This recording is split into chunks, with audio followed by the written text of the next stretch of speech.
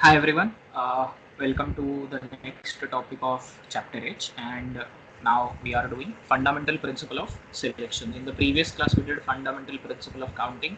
Now we are doing fundamental principle of selection. So let's start with this. The first part that we are going to see here is a few sets based on this. The first set is what is the difference between permutation and the combination. So the question is, there are four students and they participated in a competition, and there are two questions here. We are going to select the three people out of four people. So obviously out of four, if the three prizes are supposed to be distributed, we'll need to first select the three students which are going to get those three prizes. So selecting three people out of four people is as good as saying every time rejecting one person. So first scenario we are rejecting D, second scenario we are rejecting C, third scenario we are rejecting B, and fourth scenario we are rejecting A. So first of all, selecting three people out of four people can be done in four different ways, which is as good as saying rejecting one person every time. The first question in this is, the prices are the consolation prizes. Now consolation prizes means there is no difference between the prices and each one of the students gets a same price. So if the prices are consolation prizes which are identical, there is no difference between them. There is just one way of doing that, arranging the price between the people, just one way of doing that. And because there are four ways of selection, so four ways in which you can distribute the prices also. For each possibility there is just one way of that happening. But what is the second scenario? If the prices are the distinct price, that is first price, second price, and third price. Now whenever the prices are going to be distinct prices, obviously it will also matter that which price goes to the which student. For example, if I just pick the first possibility where we are ignoring D, we have selected three people ABC, but in that ABC also it matters that which one gets the first prize, because the prices are different or distinct. So suppose the first prize has three possibilities, it can go to one of the three ABC. So first prize has the three choices, the second prize has the two choices, and the third prize really don't have any much choice. Whoever is left, it will go to that particular person. So first prize has three choices, second prize has two choices, and the third prize has one choice. In short, if the prices are different, distributing three prizes between three different people will be done in six different ways that you might have seen right now in the screen. So each one of the possibilities, there are six ways in which the prizes can be distributed, and there were four ways in which we could have selected the people, and each of the possibility will have six ways of distributing the prizes as well. So in short, 6 fours are 24 possible ways in which this all can happen. So 24 ways are where you can distribute the three different prizes to three different people, and this is how you are going to solve these kinds of questions. It's an easy question, but this gives you a basic idea how to think about such scenarios. Whenever the prices are consolation, just to quick recap, the order of distribution is not important because it doesn't matter which student gets which one, because the prices are identical. But if the prices are different prices, obviously order of distribution is important. Which student gets the first prize, second prize, third prize is also matters. So that is the permutation part. So selection, where you just select it and keep it like that. Permutation is actually one step ahead. You not only select first, but you also arrange them in a specific order. That is what the basic part is. Combination is where order is not important. In general, R objects can be selected out of N objects, can be done in NCR ways. There is a formula for that. NCR is given by this formula: n factorial upon R factorial into N minus R factorial. Combination, order not important, only the selection. Whereas permutation, NPR, selecting R objects out of N objects, can be given by NPR. Formula is n factorial upon n minus R factorial, where the order is important. So not only you select the objects, but you also arrange them in a specific order. So finding out the relation between these two, permutation is combination into arrangement. यानी permutation is selection into arrangement and selection is combination. So NPR is NCR into R factorial.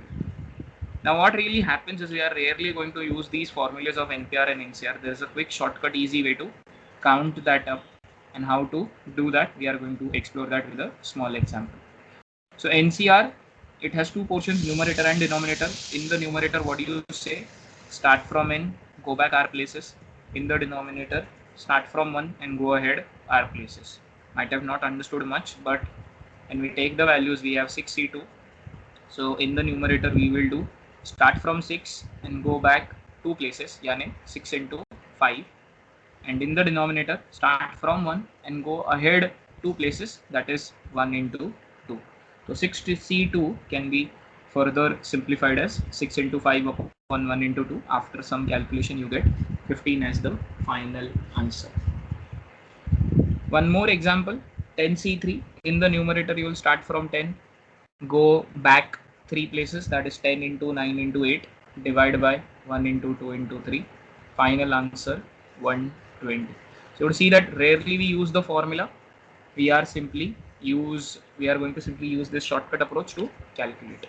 Same goes for NPR. It is even further easier. It just has the numerator part, same as NCR, no denominator at all. So NPR ke liye what you are going to do, start from n and go back r places. So you 7p2, start from 7, go back 2 places, that is 7 into 6, which is 42. One more, 9p3, start from 9, go back 3 places, that is 9 into 8 into 7, which is 504.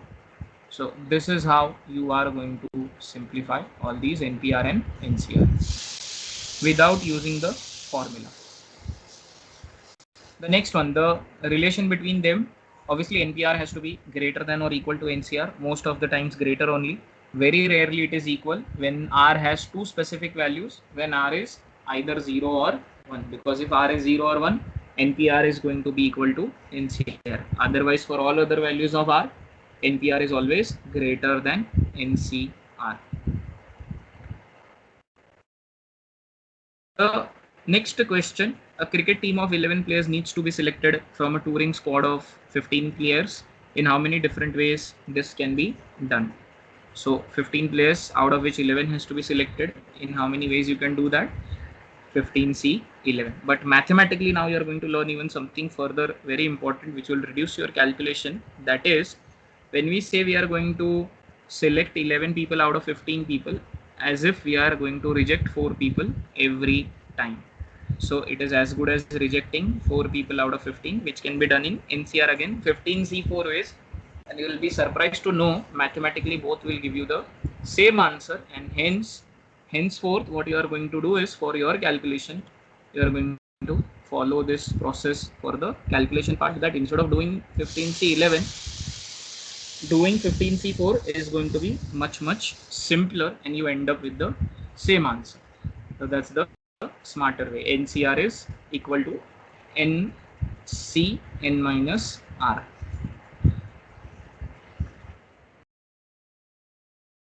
Okay. Assumptions for NPR and NCR always under the assumption that the objects are distinct or different. If examiner wants identical objects, they will specifically mention about that. If nothing is mentioned, obviously for you, the standard assumption in this entire topic is going to be different or distinct, and you treat it like that. This was the first set. The second set, what it has is, we have 10 fruits and we are 10 distinct fruits obviously, and the first question, selecting 3 fruits out of 10 distinct fruits. So obviously can be done in 10C3 ways. 10C3, just the matter of calculation, gives you 120 as the answer. Next question, selecting 8 fruits out of 10 distinct fruits. 10C8, in a way 10C2 for the mathematical simplification, gives you the answer as 45. But generic one, no fruit out of 10 distinct fruits, and if you remember, not selecting anything is one way of selection, so answer to that is 1. And then comes the important part, how many fruits needs to be selected, whenever that is not specified, it is just mentioned that you have a basket of 10 fruits, out of which in how many ways the fruits can be selected, but they don't mention how many fruits are supposed to be selected. And whenever such is the case, this is a generic scenario wherein which we count all the possibilities.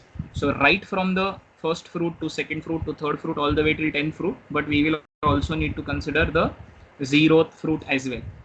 So one fruit selection 10C1, two fruit selection 10C2, three fruit 10C3, so on till all 10 fruits 10C10, and also the 0th fruit. Don't forget that in between there is a or is plus 0th fruit 10C0.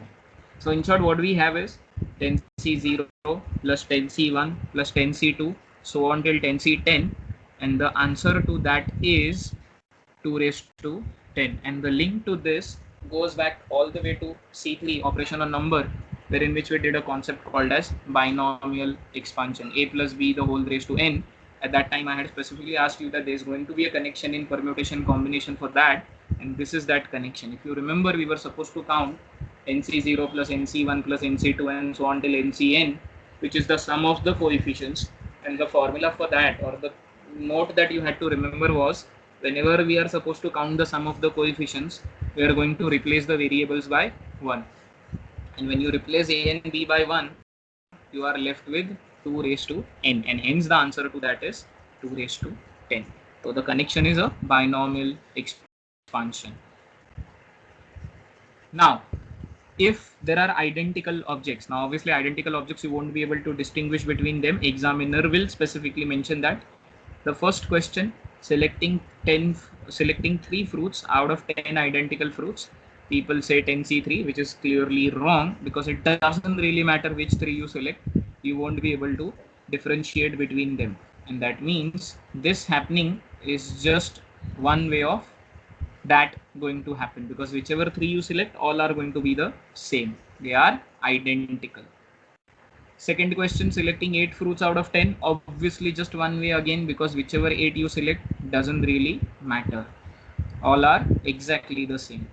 Selecting no fruits, 0 fruits out of 10 identical fruits, again one way, not selecting anything, one way of selection.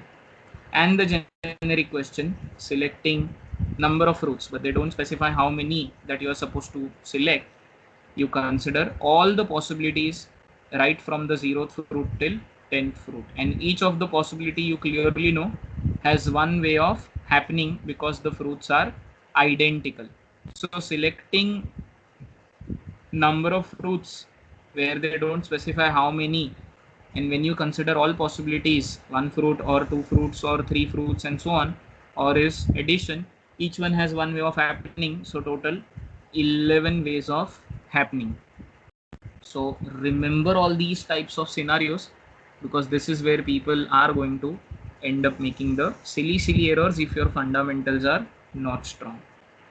So this is about distinct as well as identical objects and how you tackle the different types of questions associated with that. So folks, that's it for today. Thank you so much.